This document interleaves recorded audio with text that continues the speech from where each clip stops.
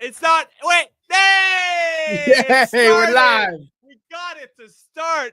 Yes. So let's just, you know what to do. Hit like and subscribe, and let's get after it.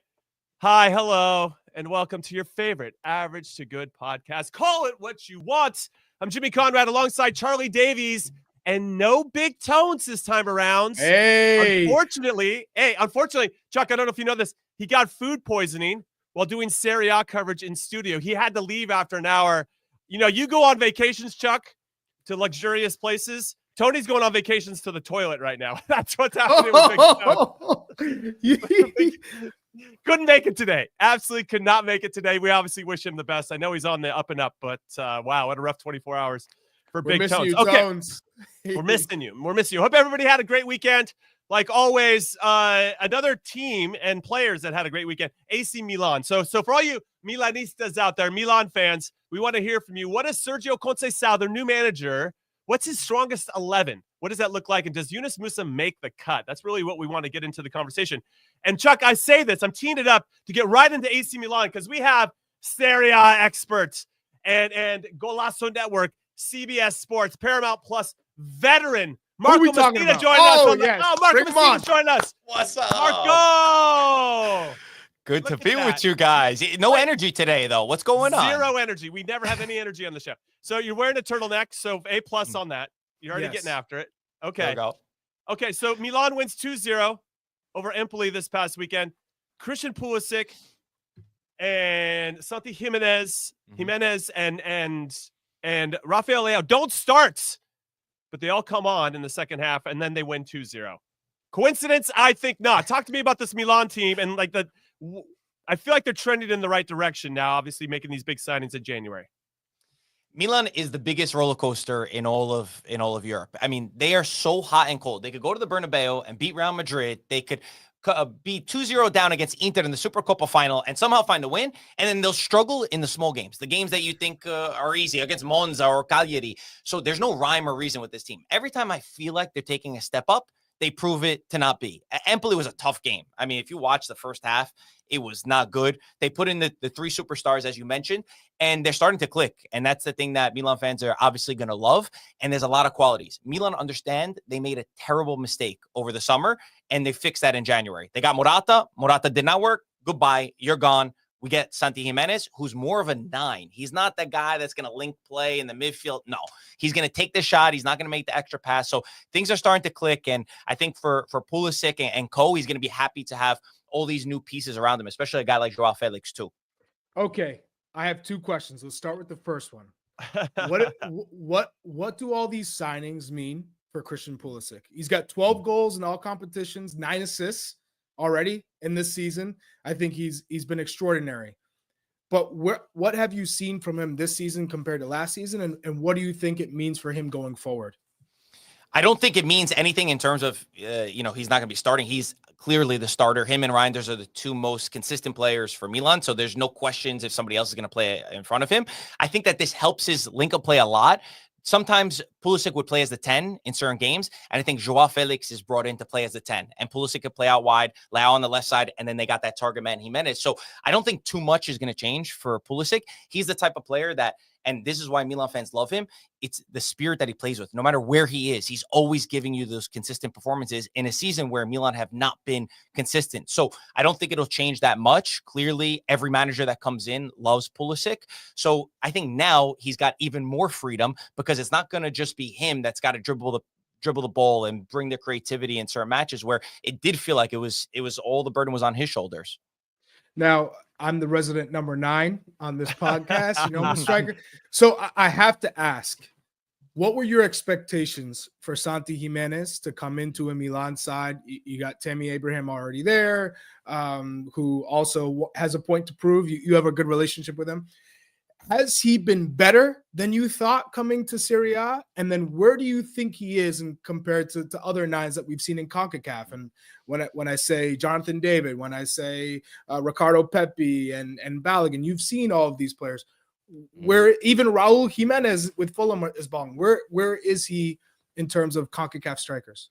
So I'll say I had my question marks when they were signing him. I feel like it's always tough. Number one, finding a really good number 9. It's one of the toughest things to find in football.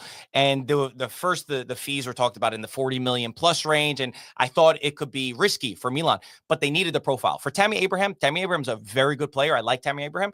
He's almost better at creating chances than he is scoring them. He's very wasteful in front of net. He gets in good positions, but he doesn't always put the ball into the back of the net. And Gimenez, it's so early to say. He's played 2 games. I think 1 in Coppa Italia, 1 in Serie A. He's got a goal and an assist in both of those games. So that's amazing to start off your Milan career. He seems like he's clinical. Like the second goal that he scores against Empoli, I feel like if Morata was in that position, he lays it off. He makes the pass. And instead, a pure number 9, he takes that shot. So I really want this to work out. In recent years, the only player that Milan has worked out as the number 9 has been Giroud in maybe the past 6 years for the club. There's a joke that they're cursed with their number 9. So if Gimenez could fix that, it would be massive. But so far, what we've seen, it's almost exactly what they were missing. Wow, Zlatan erasure, huh? Can't have a proper number 9. Only Giroud is the proper 9 in the last 6 years. Wow. Okay, so let's talk about Christian Pulisic a little bit more. He is clearly Milan's most clutch player, right? And I'm glad that you brought up his consistency, that you're gonna get a certain level out of him every single game, no matter where he is on the field. And that's what we value here on the show in particular. Can you find players that are gonna give you a 7 or 8 out of 10 every single time they lace them up? And I think he's done that exceptionally well, not only this year, but last season with Milan as well. He had 15 goals and 9 assists last year, career best. And then this year, he's at 12 goals, had 2 assists this past weekend against Empoli. He's got 12 goals and 7 assists in all competitions. I feel like he's going to surpass his career best from the season before. But where do you think, you said that you think Cancelo is going to play him out wide. And when you add in all these other players, if they can start to figure it out, when you list these names, Marco, Leao, Gimenez, Joao Felix, you have Reinders, who's obviously bombing from midfield, and Tammy Abraham, when he can find his scoring boots every once in a while, you're starting to surround him with a lot of really talented players, which in theory, if those guys are playing at the top level, it should end up creating some more space for Christian Pulisic because defenders can't keep their eye on everybody. So I guess I kind of want to know your projections for Christian by the end of this season. Do you think he can get to 20 goals in all comps? It wouldn't surprise me at the rate that he's going. And I think, Charlie, you also mentioned before, what has he done differently? One of the criticisms of him, and I didn't necessarily agree with this, was he needs to step up in the big games. He needs to come through in the derby, right? Because once you do that, then you start cementing yourself as one of the legends and the cult heroes. And he's done that. This year, for me, he's turned up in those games. So I think that the new signings are going to help him. Can he get to that goal number? That would be incredible. I think absolutely. Why not? Especially with the team starting to click. The reason why they got Joao Felix is because Zlatan said it. Zlatan today referred to him as a magician. He said that's the type of player he is. And he said we were missing a player between the midfield and the attack, that link-up play, that number 10.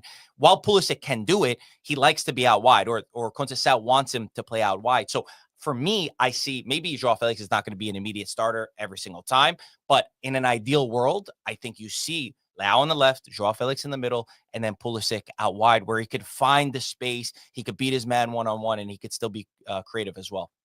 So in saying that, what does Yunus Musah bring to this team? Because I thought after he got the red card in Champions League, I said, oh, here's a start. Cancelo, he gets the red card in the first half. They lose. It's so easy for a manager to say, yep, you're done. This is the start of my career with Milan.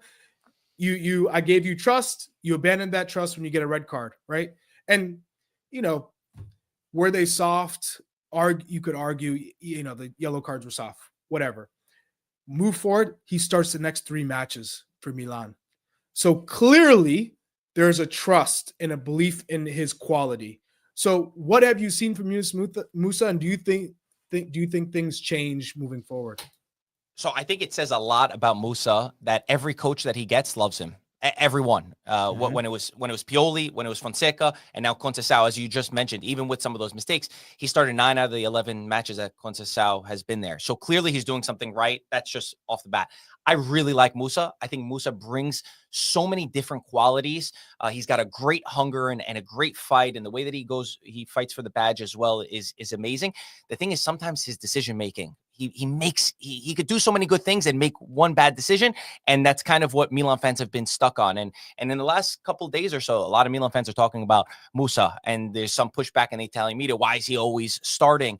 I think that he brings a lot to this team. I think that he could play his role. He's had to play in so many different positions. If you remember at the Bernabeu, when he was almost like a right back, he had to cover so much under different tactics, and that's a different match. You're playing against Real Madrid. But for me, he is that jack of all trades that could do so many different things, and that's why coaches absolutely love him. So I still see him being part of this squad, even despite some of those things that you mentioned.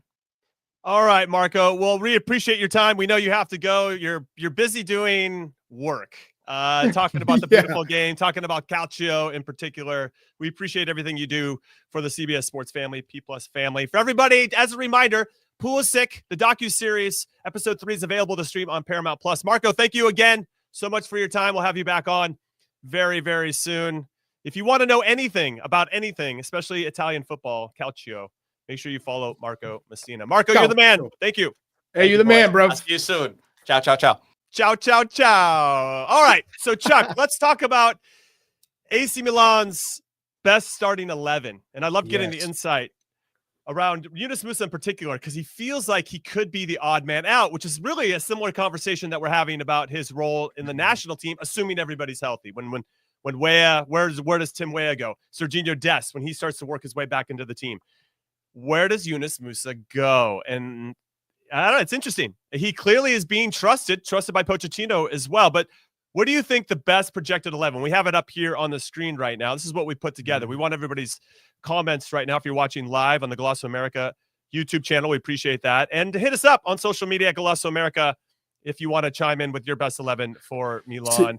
So Jimmy, with this projected starting 11, the only issue here is they brought in Joao Felix for that creative playmaker linking with Santi Gimenez. Yeah, right. The loan. So I don't, and of course it comes down to consistency and performance, and maybe it's a combination of Reinders playing there, maybe it's Pulisic playing there, maybe it's Joao Felix, but it feels like Musah could easily be that person that's moved, out of the lineup. Although we all know his quality is so important for the team, because he can do all of the dirty work. He can keep the ball. So I love the look of this, but I find it hard to believe that Joao Felix isn't going to be starting in this team. Yeah, I'll just run the team for people that are just listening. We got Magnan in goal, Mike Magnan. Teo Hernandez on the left. Still questionable defensively, but undeniable going forward. Tomori just got a red card against Empoli. Gabbia, and then Kyle Walker on the right, so the back 4. Then you have Fofana and Musah as a holding 2. And then you got Reinders right now in this projected 11 that we have. Reinders is the 10, Leao on left, Pulisic on the right, and Gimenez up top. Now I feel like Joao Felix, to your point, will come in at the 10. I think it's down to Fofana or Musah. One of those has to make waves. Reinders can drop in. Joao Felix can be the number 10. And then maybe it's more opponent-based. If you feel like you're going to be under it, if you're taking on an Inter or an Atalanta, maybe then you could go back to a more defensive-minded, middle 3, Chuck. And I don't know. It's going to be interesting. But I think Musah playing right back is over. They got a proper right back now. No more Emerson Royale with cheese. Okay, they got a real right back in Kyle Walker, who's also a real leader. And I think that's what they're adding too.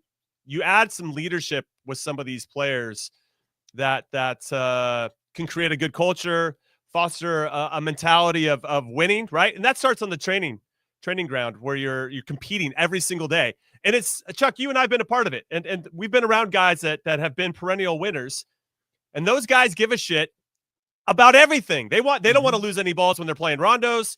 When we're playing small-sided, they want to win every small-sided thing. If they're doing sprints, they want to win every sprint, right? I mean, there's something in their DNA that they want to compete and be the best in everything that they do. The little things matter just as much, and that'll trickle onto the field when the games are kicking off. So, yeah, I think it's really going to come down, going back to Musah, I think it's going to come back down to preference for Sergio Conceição between Fofana and Musah. But right off the bat, the amount of money that they paid for Fofana, it's not going to be not going to be a either or. It's the preferential treatment because of the money they paid to bring him in, right? He's going to play. And they'll always throw in the Musah's young. He can fill in when someone doesn't play well or there's an injury or suspension. He's the guy.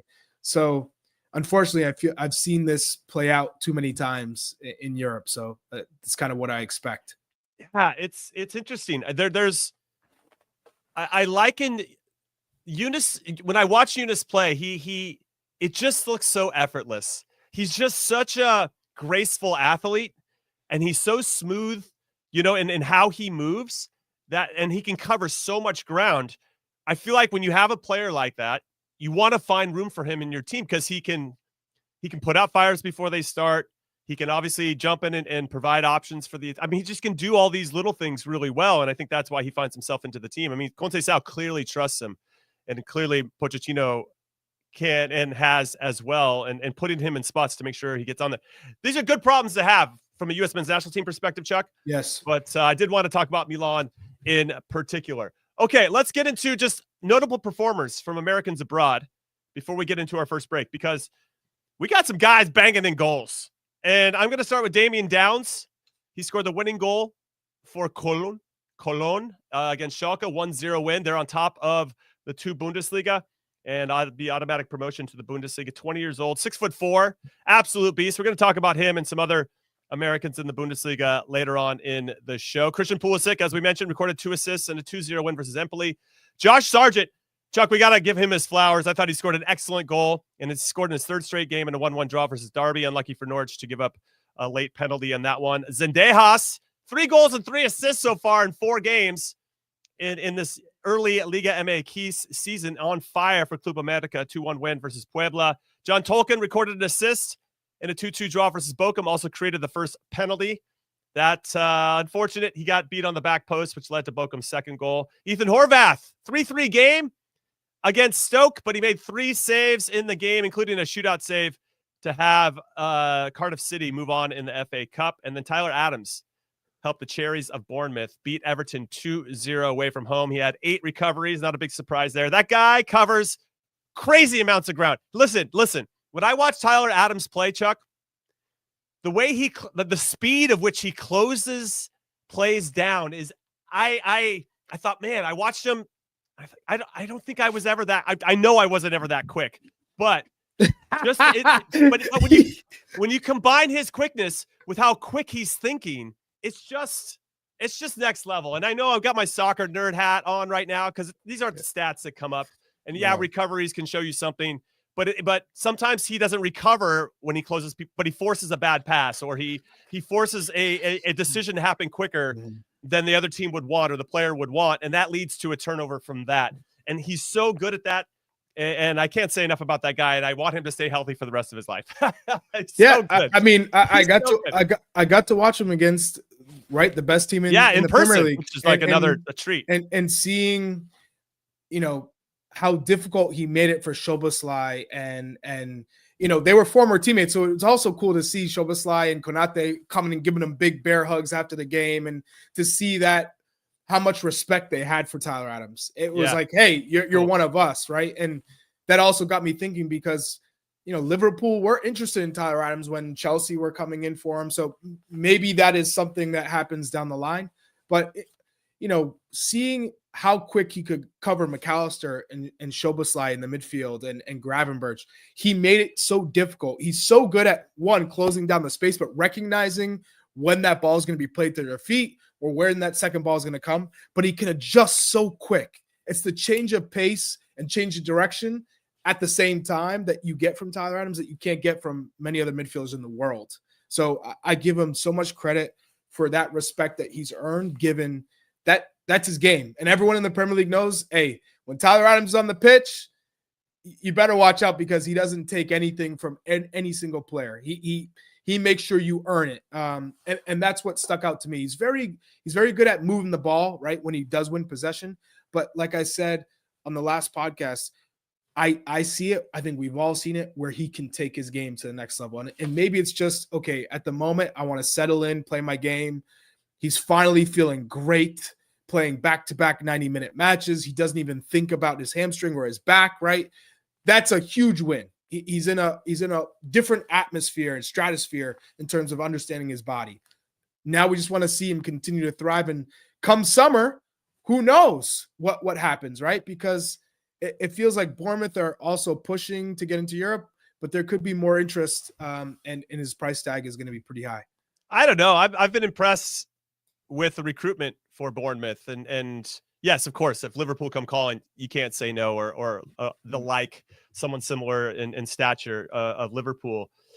But it seems to be a really nice fit. And when I think about Andoni Iraola, the coach of Bournemouth, the way that he likes to play, I think really appreciates the skill set and player profile that Tyler Adams is. Just that they're always trying to just be as chaotic as possible when against the ball, right? Not when necessarily when they have it, but they look to play forward quickly, and I just think it suits Tyler quite well. I'd love him to see, if Bournemouth can get into Europe, I would love to see Tyler kind of see out that journey, right, and that adventure. But I understand if a big club comes coming, you have to consider it. My man's already scored in Champions League knockout stage against Atletico Madrid. Come on. I get it. A couple of his partners potentially. Johnny Cardoso went 90 against Celta Vigo. His club, Real Betis, was up 2-0 and lost 3-2. I didn't think it was the best Johnny game of all time, but obviously still being trusted by Manuel Pellegrini. And then you have Tanner Tessman got a start for Lyon, which was awesome. They ended up winning 4-0, so that's good. Weston McKennie, what position is he going to play this week? He played attacking mid, and Juve beats Como 2-1. So, and we talked about Musah already. So there are a couple of the options that could be off of the shoulder. Can I ask you a question, Adams. Jimmy? Yeah, I love questions. Great. So given all the success right now, relative success, right, with the U.S. men's national team player pool, of these guys, and I think we've seen a little bit of how Pochettino wants to experiment with this squad, how many of these guys are lockdown starters in your mind? We'll just start with the back line because you are a resident center back. That's like the hardest line to get started on. Come on, you got this. Well, goalkeeper, what do you got? You got what, Matt Turner and Zach Steffen? Would you say Zach Steffen's a lock now, though? For sure? Yeah, I think he'd make the top three right now. Yeah. Okay. So Turner and Steffen are the only two that you could say, right? So the third goalkeeper is completely up in the air. Yeah. Yeah, okay. I'd say that. Okay, I'll put my flag on the ground for Zach Steffen there. Back he looked good he looked good. He made some really good saves in that last game. Back line, Jedi. Yep. Locked. Tim Ream will be a lock for March, right? We're just talking March? Yeah, just March. Tim Ream. Mark McKenzie. Though Mark McKenzie got hurt, everybody has a bit of reportedly an adductor issue, so we'll see what that means. I've had adductor issues that leads sometimes at times to sports hernia, and so I don't want that for him, obviously. So He came out at halftime. He didn't look great. He would look like he was laboring a little bit, and then they took him out at halftime. Chris Richards, I think, is in for sure. Yep. Scally. Scally's in. Yeah, he trusts Scally, and Scally's hasn't done anything to warrant. Would you say that's the only lock? I mean, the only locks of the back line. Yeah, I would say those are the only locks. Yeah. Yeah. Then you have Tyler Adams, lock. Musah lock, Tim Weah lock. Is Tessman a lock for you? I think Tessman's a lock. Lock. Is Cardoso a lock? I think you lock him in. Yeah, I think he brings him in for sure. Is Reyna a lock? I don't know if Reyna's a lock, but I'm gonna say I just hey. Yeah, he's Reyna? A lock. He's a lock. You bring him in. You bring him in. Is he a lock? Yeah. Lock? Yeah. I mean, obviously he's healthy. Something. You got to be locked in. He's locked. He's locked. Okay, all right. I talked myself into it. Okay. Right, he's locked. Christian, of course. Brendan Aronson. Weston. Josh Sargent. Yep. Oh, you think Brendan Aronson's a lock? I do. Yeah, I do. Okay. Zadejas has been in like crazy form, so I don't know if that makes him a lock, but I think he's going to probably be part of the conversation. Who else are we missing? I don't know if Brendan Aronson's a lock. Weston McKennie, obviously. Weston. So what about? I don't know. What about CCV Trusty, Tolkien, Gianluca Busio, Vasquez, Haji Wright? I don't know. Haji Wright, he's not healthy. Yeah, I don't know. Yeah. I mean, whatever. We just named 13 guys. That's enough. Yeah. That's enough. All right, we're going to continue to think about this as we take our first break of the show. When we come back, we got Champions League to talk about, and we got a couple players playing in the competition, which is very exciting. And yeah, we'll talk about some more UEFA stuff, and then maybe some Americans playing in the Bundesliga. Don't go anywhere.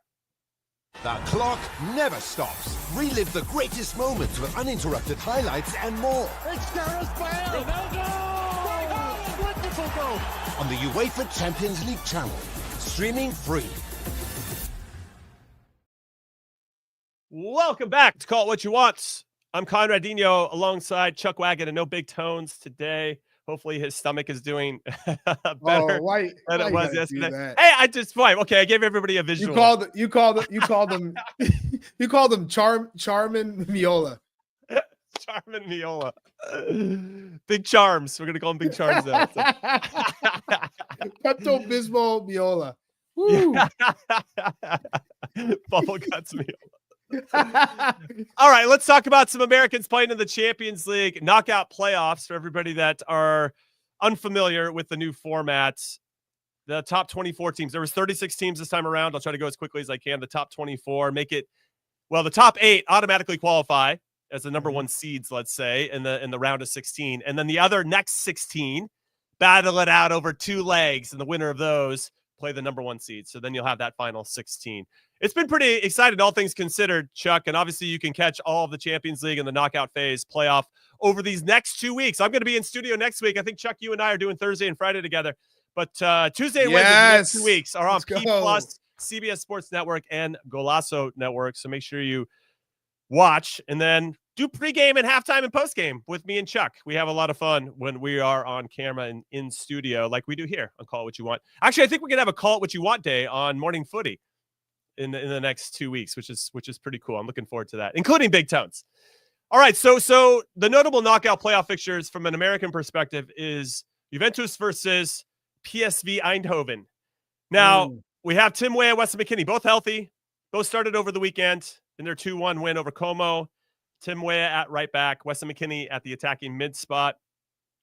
Hopefully that continues and they get trusted in the Champions League. But PSV, Chuck, we have 4 Americans playing there, and currently all 4 are hurt.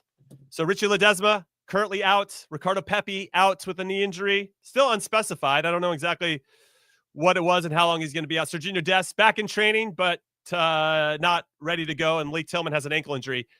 So we had a possibility of 6 Americans playing against each other in a Champions League knockout round game. That would have been mind blown. I mean, if you told me that 10 years ago, I'd be like, no way. Just not. It's never. And here we are. And we were on the precipice of that, and now probably not going to happen. But it could have happened, Chuck, and that makes me happy. Warm and fuzzy inside. Yeah, I mean, it's almost like an all-American affair in Champions League. I absolutely, and then throw in Ernie Stewart, right? So that's true. It'll be interesting.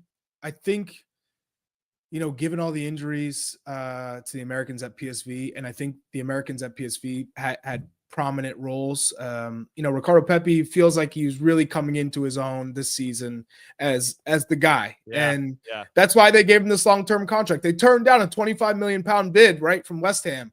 That tells you something. They see the value, and maybe that was like, all right, the moment that we're saying we're tying this guy down to our future. And so I think Juve are probably the favorites over 2 legs.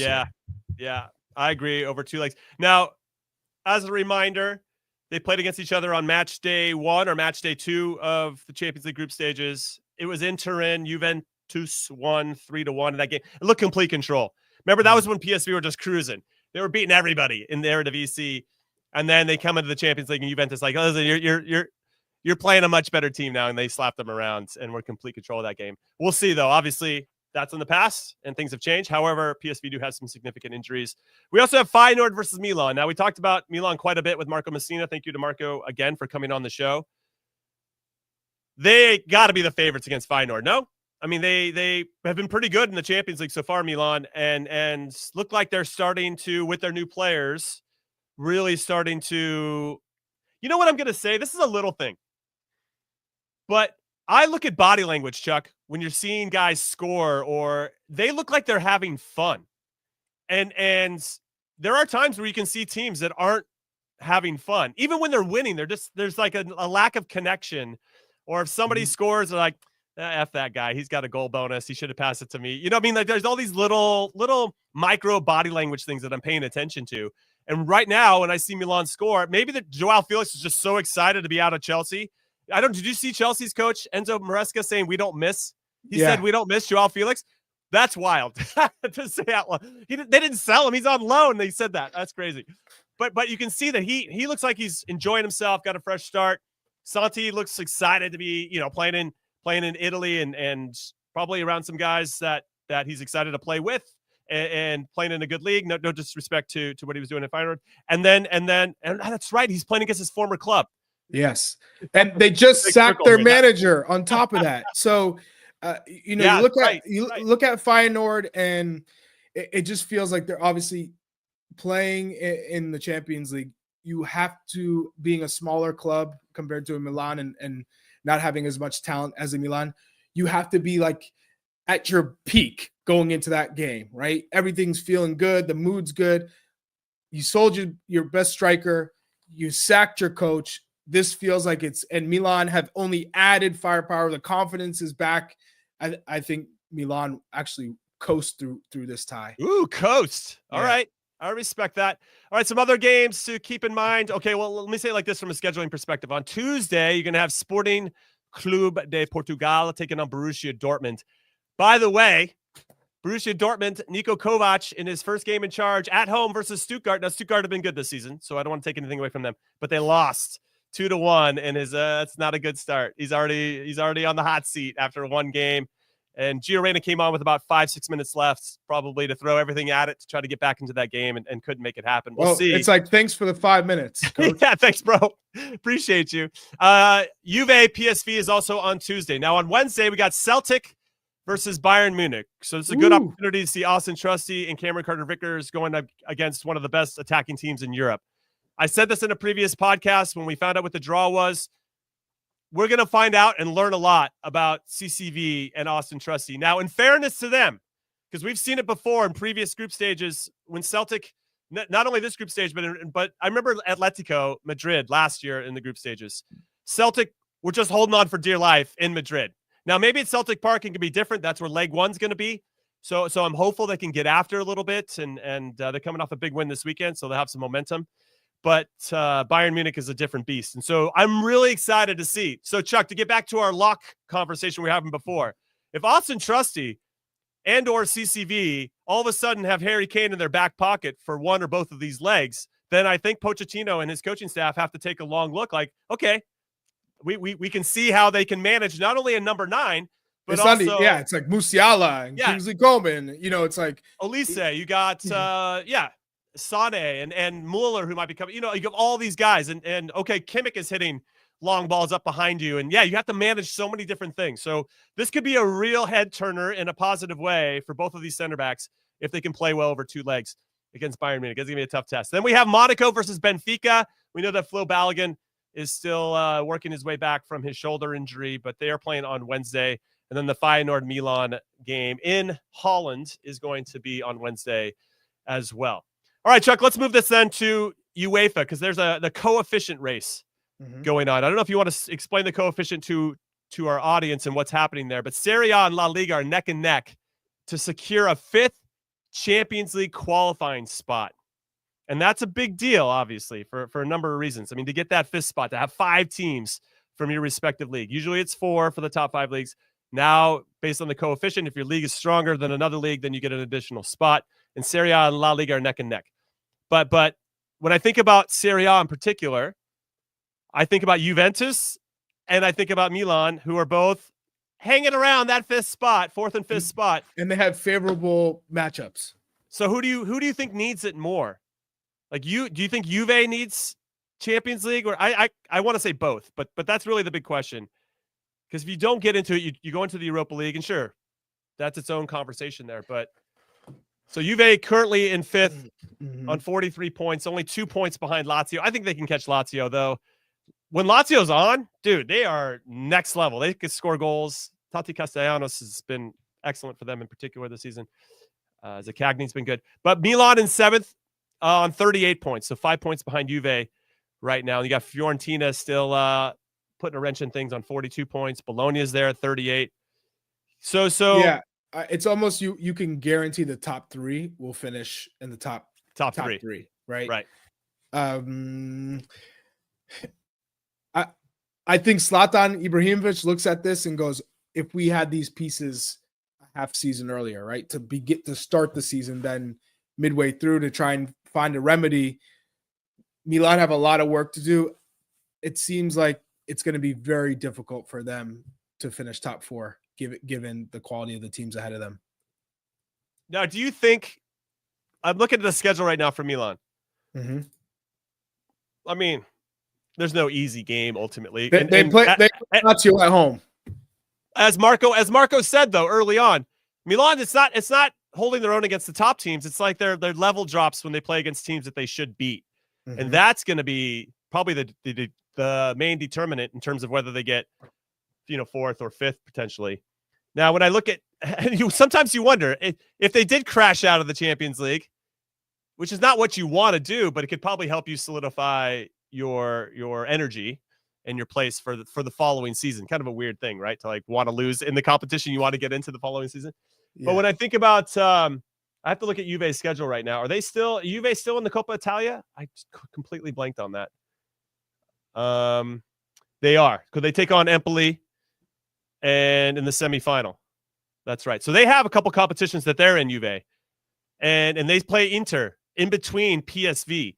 So there's still a lot of tough games. I actually think Milan not only have a game in hand, but they have a little bit of an easier schedule as it stands. Obviously, that can change the farther these teams go into the Champions League, the more the tough games that they're gonna get. But I think Milan can do it. I've been really impressed. I'm telling you, I'm going back to the body language. They have to go on an incredible. Think about the run that they have to go on. It's not impossible, but they got to go on a run, and also at the same time, no injuries, right?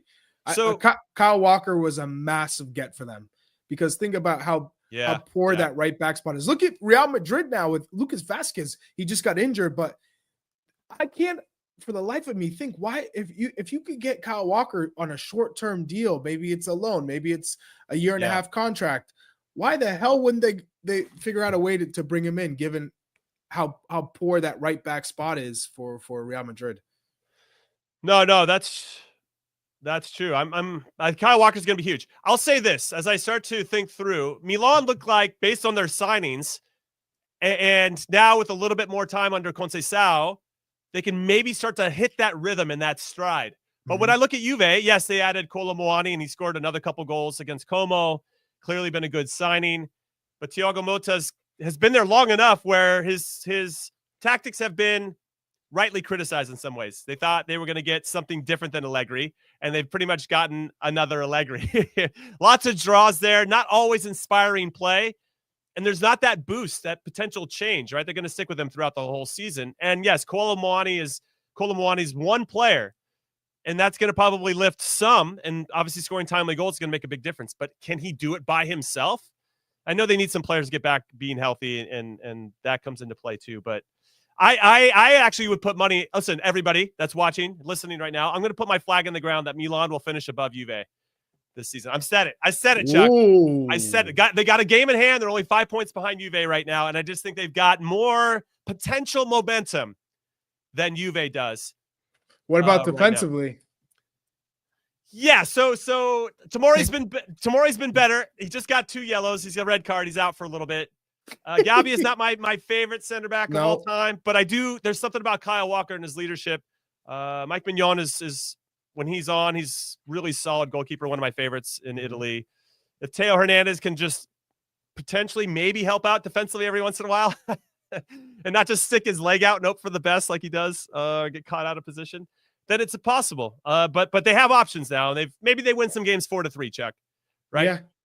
So yeah, I don't know. But that's what I said it. Now everybody's going to hold me to it. I'll stamp it, smack it down, guarantee it.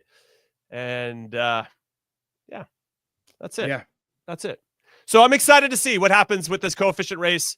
I think it would be cooler for Serie A to get it. And no, I'm not biased because we have Serie A rights. I wouldn't be that biased at all. I like that. I like that. You're a company man, Jimmy. I love that. You know what? Wait, I see Tony in the chat going Juve in all caps. Fighting words, Tony. Put a bet in the chat. Let's make it reasonable bets. Whoa, okay? Let's do it. Hey, Tony, ask for a kit. Like, let's put a kit on. Yeah, it. a kit. You want to put a kit on? What does he get? Tony Martinez. Do I get a Tony Martinez kit? What do I get in return if I win? We gotta make a bet here. Come on, Tony. Come up with some ideas. Find a good one. All right. Yeah, he wants a kit. Tony Martinez wants a kit. Tony Martinez wants a kit. Okay. I can maybe give you a kit. Okay, I'll handshake that. But I want to know, before I completely handshake, though, what does Tony give me? Do I just get like a high five and a fist bump? I'm sure it's a Juve kit. For He says he gives me love in return. Come on. Were you not giving me love before that? Come on. I feel like that's a fair bet. Yeah, Zoroti says he wants the "Don't Tread on Me" kit. I have 2 of them. Oh, those are special. There's not that many that exist of those. Anyway, all right, we're gonna take our next break of Call It What You Want. When we come back, we got some names in the Bundesliga, some young Americans. One was born in 2006, Chuck. I played in the 2006 World Cup. This kid was born the same year. That makes me feel I could be this guy's dad. How old do you feel? You feel like a grandpa. I feel super old. Yeah. You are. Yeah, well, I'm not as old as Big Tones. So I'm just glad I'm not the oldest on our Call It What You Want podcast. All right, when we come back, we're going to break down some of these names and whether we think they have a legitimate chance of playing for the U.S. men's national team. I'm not saying the 2026 World Cup. I'm just saying for the U.S. men's national team in the future. Don't go anywhere. Way to clarify.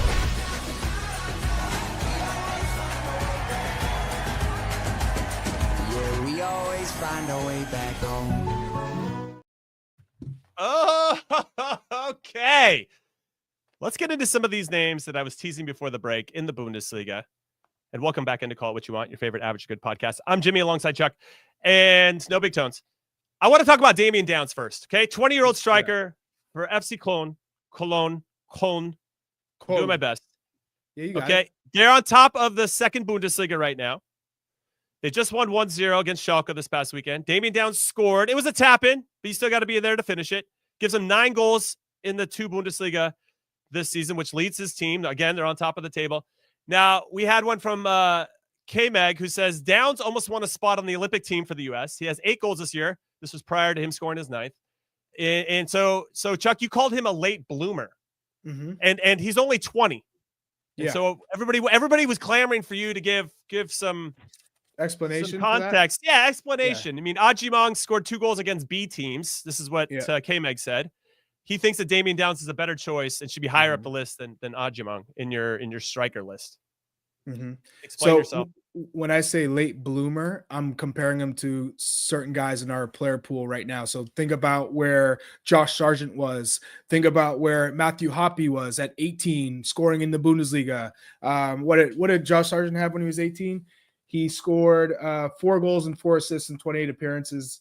25 goals, 2 assists, and 32 appearances. And remember, though, Werder Bremen was just defending. Remember, we were just they won a playoff game to stay up. They were at the bottom, and he still found a way to have an impact. Matthew Hoppe, when he had 18 years old, he had 6 goals. He went on that crazy run with 22 appearances with Schalke. What I'm saying is, we had guys who were young, who were scoring goals, and they were much younger than Damion Downs in top divisions. Now, this is the second division. They dropped down. I think he's raw. Does he have a lot of potential? Absolutely. Just is I look at some of the goals he scored in Bundesliga too. Good runs out of the pocket in midfield, takes a good first touch, can bang it with his right and left. He gets in good spots for headers. He's raw. And think about who he got beat out for in the Olympic roster, right? Just to make the team.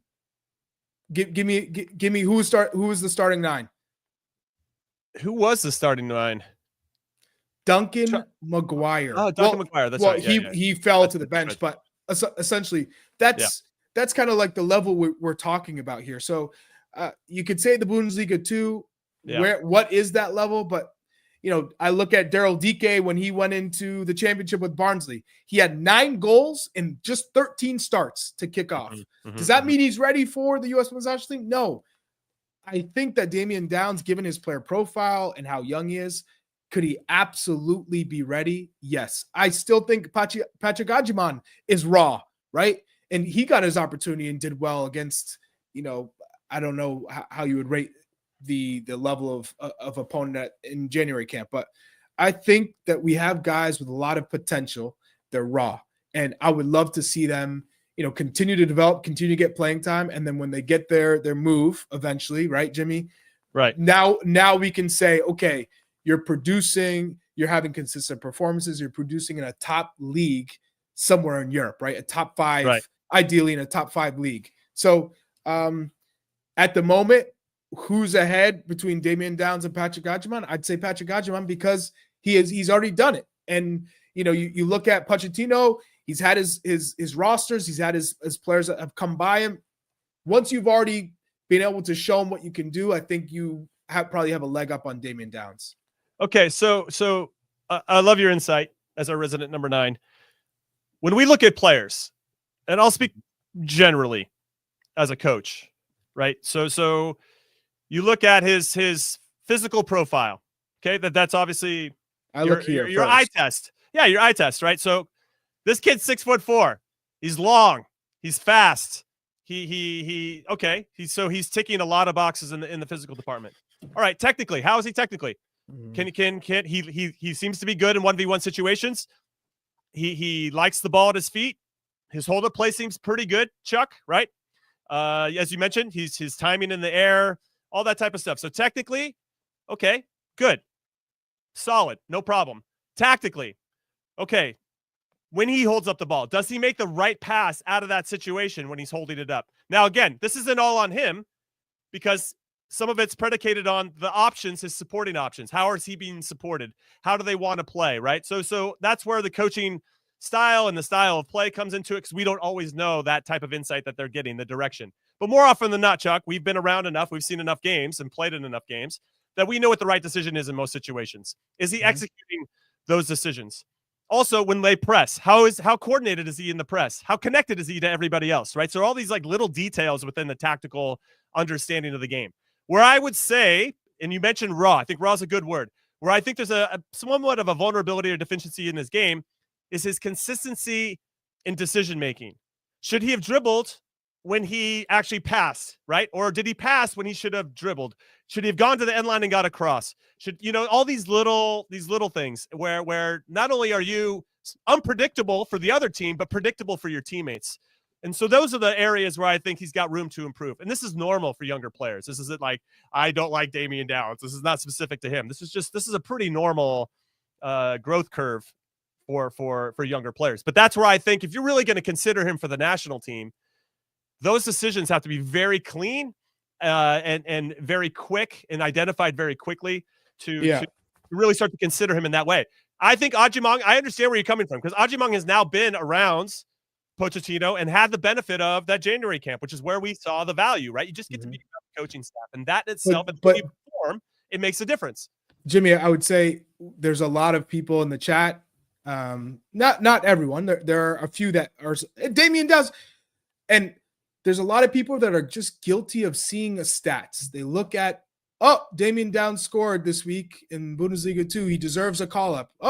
He's scoring goals and they're top of the Bundesliga 2, so he deserves a call up. But my question is, have you watched him play? Have you watched 90 minutes of him? Have you watched one game? Have you watched two? And a lot of them, 99.9% will say, no, I haven't watched him play. And so how can you advocate for a player that you have not watched play? You watched the highlight or you watched one cup game that now all of a sudden you go, I know what he can do. No, it doesn't work like that. It's for the national team. We do not make call-ups over one match. If you watched one cup game, that doesn't mean he should get called in. It's how they move. How do they fit in with this team? What have we seen from them before? Do you think someone who's been in the player pool, and I don't want to say that everyone who's been in the player pool has been judged correctly but this is a player who's been, as of late, judged with this Olympic team. And he did not make the team. Right. What does that tell you? So what I'll say is that what the stats do is if he's scoring goals like he has been, that pops up onto your radar.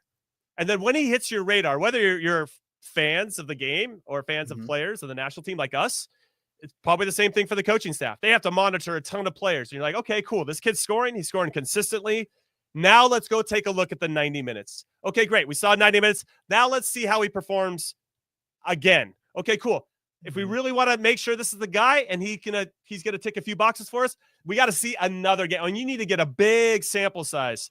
I'd say 100%. 3 games minimum, in my humble opinion, to really have a good idea, because you need to see his reactions. If things don't go well, how is he performing? Is he still chasing the ball? Is he putting his head down? Is he staying connected with his teammates? Like, all these little things have to be factored in as to whether you think this player is going to be good for the group. And not only that, when he comes into the national team, and I'm using Damion Downs as an example, because he's on the fringes, if he comes in, he's not going to start, right? He's not going to be a guy we trust. He's just coming in to maybe help us. And mind you, for that's March, a different mentality. For March, you only have 23 roster spots, and 3 of those are taken up by goalies, right? Right. So, right. So for Nations League, people are like, hey, you know, and ultimately, Jimmy, I think he has something to him.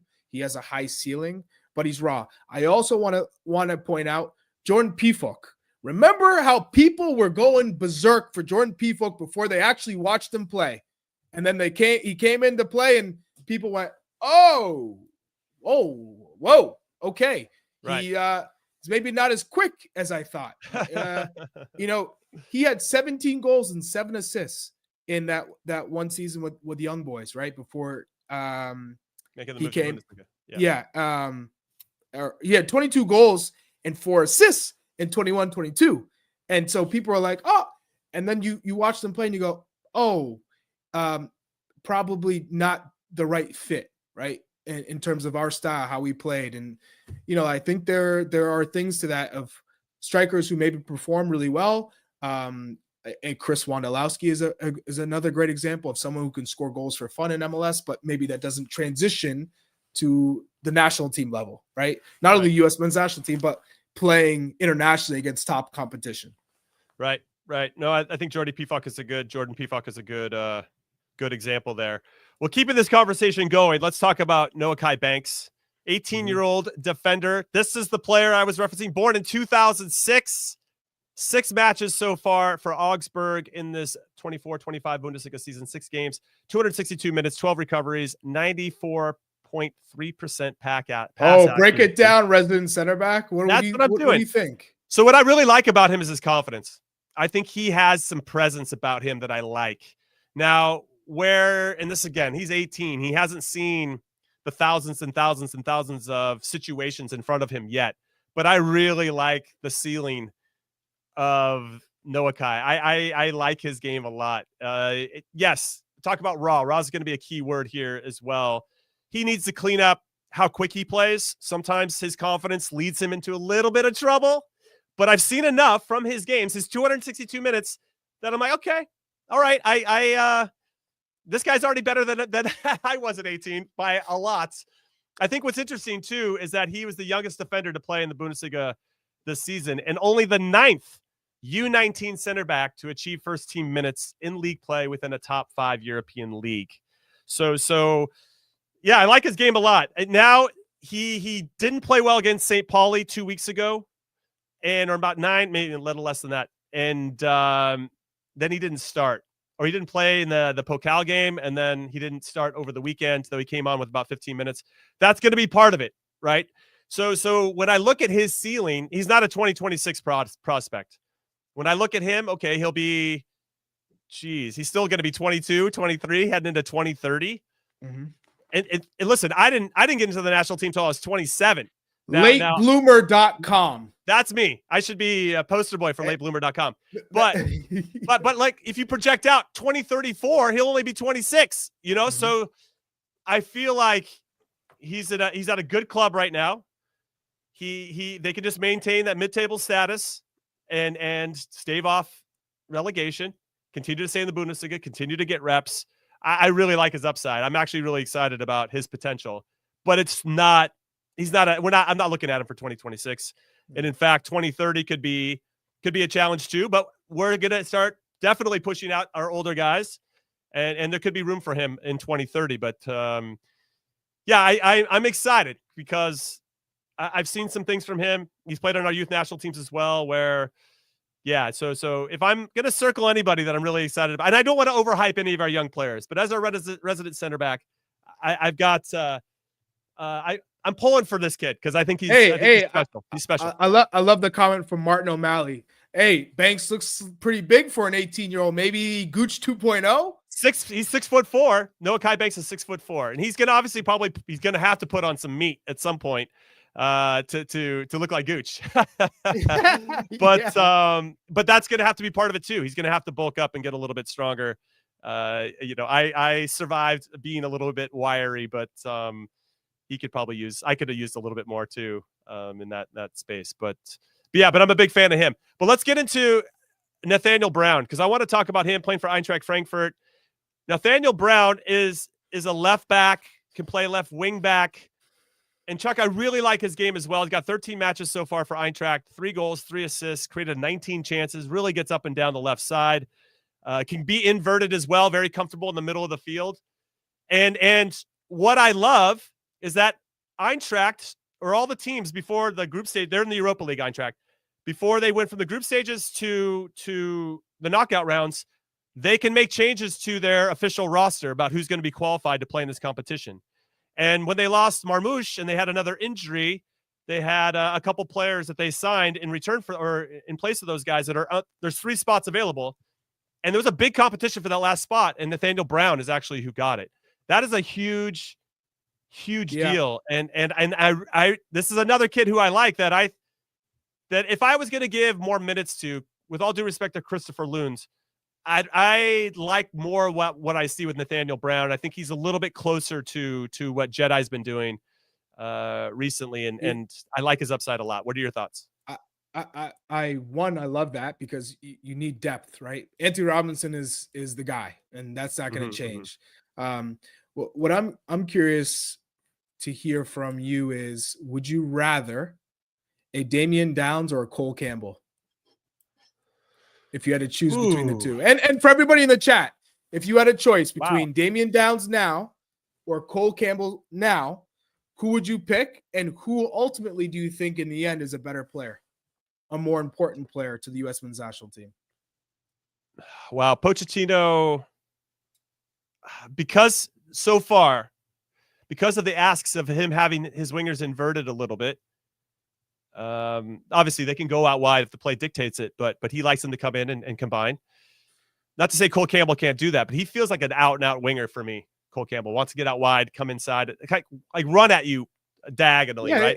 I'm just talking about player. I'm not talking. No, about I know, position. I know, but giving. Okay, you're talking about just player overall. I think it matters though in terms of.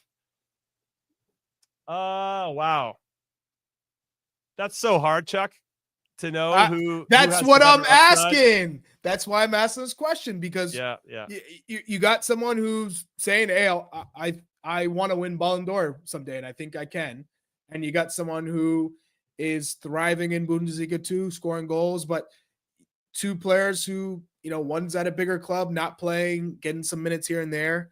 But just, I want to hear from the group. All right. Everybody in the comments. Okay. You got Cole Campbell, you got Damion Downs. In the end, who do you think has a better U.S. men's national team career? Yeah, it feels like there's so many variables in that, but I love that. There's always variables. So guess what, Chuck? I'm not going to answer it. I want to hear from the chat. There's Let's so go, many variables, chat. but I want some very specific details of which player is going to be better than the other. But with regard to Nathaniel Brown, given what you've seen from him so far, would you start bringing him in or giving him a look? Is Nations League, or would that be a Gold Cup selection for you? Ooh. I would bring. Listen, I would bring Nathaniel Brown in Gold Cup for Gold Cup. Bring him in for sure. Because Gold Cup, they're going to be down numbers. Would you take him right now ahead of John Tolkien? Yes, I would. Yeah, I would take him over John Tolkien. John Tolkien, I feel like his transition's been nice. It's been cool to see John Tolkien again. Had an assist for Holstein Kiel, playing against Bayern Munich as well. Yeah, but he got beat on the back post for a header that led to Bochum's second goal. Like, there's still some things, but it's been nice to see him get the responsibility from Holstein Kiel. Like, he's the guy taking set pieces now. Didn't take him too long to do that. So that's, he's showing his quality in some ways. And he just has, I remember we had these conversations about Anthony Robinson 5-6 years ago. Yeah, he's good at getting forward, but sometimes he shuts off defensively. Maybe that's where Tolkien is right now in his development cycle. But there's something about Nathaniel Brown. I prefer him going forward over Tolkien right now, but Tolkien might be better at set pieces. It just kind of depends on what your preference is. But I think I don't know. That's why a Gold Cup would be good. Bring in Tolkien and bring in Nathaniel Brown. Let him fight it out. That's ultimately what you want to do. But he won the Rookie of the Month award in November. This was Nathaniel Brown for Eintracht. He got a debut goal. Looking at his stats now, in his full debut with Eintracht, when they beat Bochum 7-2, followed that up with a goal against Stuttgart, and then had 2 assists after that against Heidenheim. That was only his 4th top flight start. So that got him Rookie of the Month award for November 2024. Yeah, I think we should be looking at him for sure. Now I've seen some shouts on the internets. This actually was from Bundesliga.com. This is my source. I'm citing my source here. Bundesliga.com. They say he plays a bit like, you want to guess who they said? Chuck? He plays a bit like Joao Cancelo. Ooh. Yeah, they said, this is a quote right here from Bundesliga.com. Versatility is one of Brown's strong suits. His preferred role is at left back, but he can also operate on the opposite left flank as an inverted fullback, and has even played in central midfield. Given his ability to marry defensive and attacking qualities in a variety of positions, former Bayern Munich man Cancelo is a fair, albeit naturally right-footed reference point. Bundesliga.com talking about Nathaniel Brown. Now, obviously, it's in their best interest to hype up their own players, but that whoever wrote that, I want them to be our publicist here, Chuck, because that makes me. Who are they gonna liken me to? It better be seriously. Paulo Maldini. All I know is with that right up, you get him to commit today. You say, "Hey, exactly. I'm right. sending that club fax. We're gonna call him in for a Nations League. Done." It's unbelievable. That is unbelievable. All right, that's it. We just wanted to have a talk about some Americans that we thought had a bright future. Hopefully for the U.S. men's national team. By the way, the chat was lively today. We love it. Keep bringing the heat. Appreciate you guys. Let's go. All right.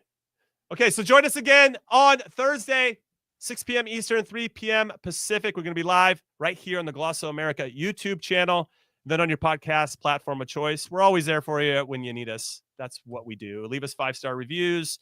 We'd love all that good stuff. Come on, let's. You guys know the deal. Reviews. Let's go. We want to to remain solidly your favorite average to good podcast. So we need all the love and support that you got. And thanks so much for hanging out with us. That's it.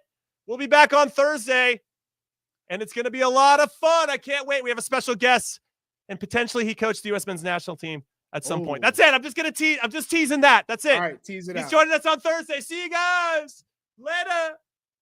Wow.